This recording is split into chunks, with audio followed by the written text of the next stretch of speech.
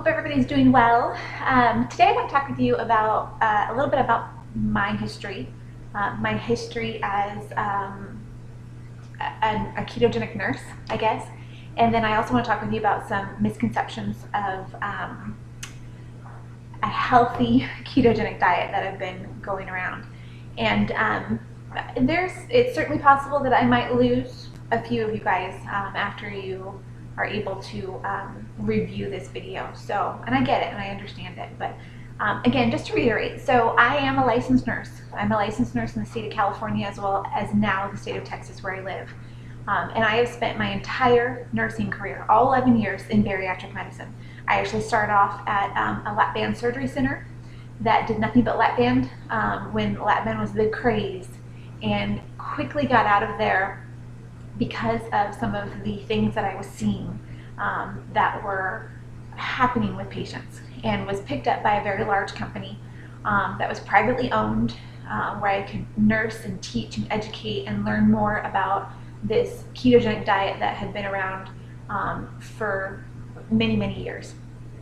I have since, what I feel, I guess after 11 years, I feel like I am, in essence, I'm kind of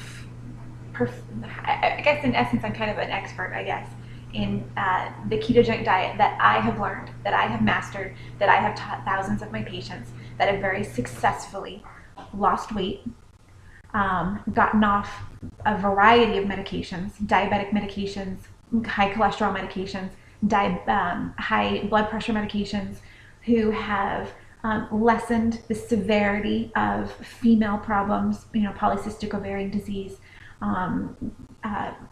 heavy menstruation, fibroids, things like that.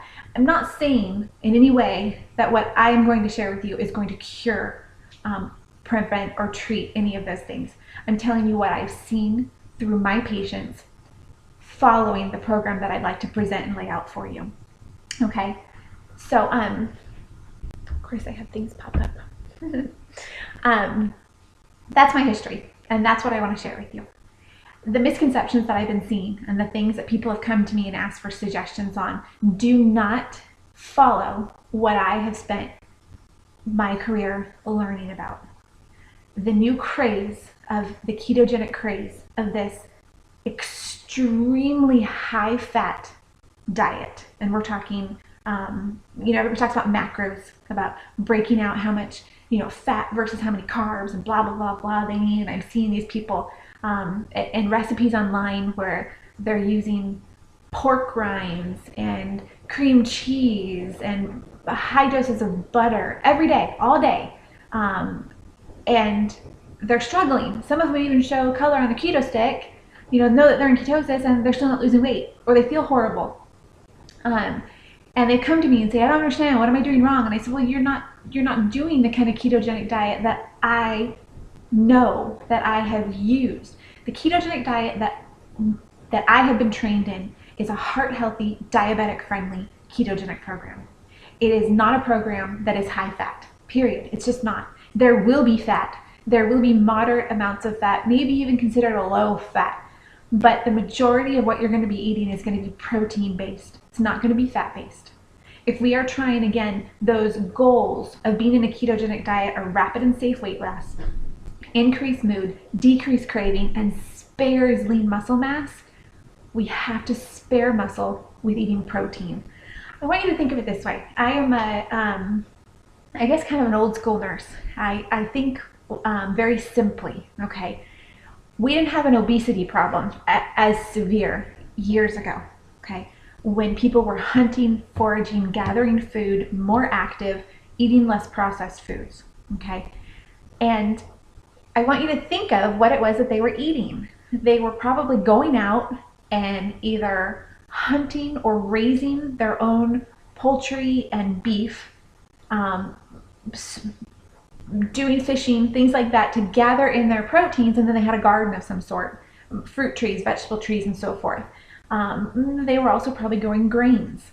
In our day and age now, the majority of grains, the majority of high carb foods are being grown and manufactured to fatten livestock. to fatten them, to overly fatten them, to bring them to market quickly so that we can then consume them in high quantities. And what I have been seeing in this keto craze is that individuals are eating such high amounts of nothing but fat. Fat on the body is a protector. We have the subcutaneous fat that we're all trying to lose, and then we have things deeper called brown fat. And that brown fat is there as a protector. It helps to protect us from toxins. We actually have certain vitamins are fat-soluble vitamins, meaning that they need fat in order to digest them. And they also help to kind of, if there's too much fat, they get stored if there's too much of the vitamin, they get stored in the fat. It's a protection. So when you're doing nothing but eating high-fat foods, you're eating a lot of possible leftover toxins from the animal that have been stored. And not only that, I want to bring you back to the idea of hunting and foraging. What we were doing before is, let's say we went out and we killed a deer or killed a turkey or whatever the case is. Those animals weren't 70% fat. They weren't like they are now with what it is that we're consuming. They were, in ratio, they were a smaller portion of fat, which we used because oftentimes the whole animal was used, and the majority of it was protein. That's what our ancestors lived on, was protein. They didn't live on fat.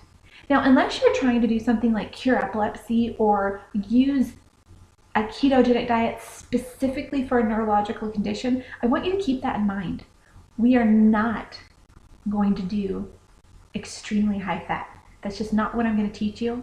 It's not, in my opinion, a healthy way. It's not a safe way. It will probably raise cholesterol. It will probably raise blood pressure. And there's a science behind dieting. It's a simple calories in versus calories out. You consume too many calories, whatever they might be, and you don't work it enough, you're not going to lose weight, you'll put weight on. Fat on average, a gram of fat is 9 calories. A gram of protein is 4 calories. If we're trying to lose weight, trying to achieve ketosis, we need to think and eat healthy. We need to spare muscle mass.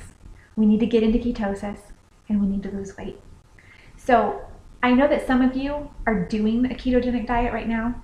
Some of you have done a ketogenic diet in the past where it's high fat. If you are successful, if you loved what you did, then I encourage you to keep doing it. But that won't be what you find here.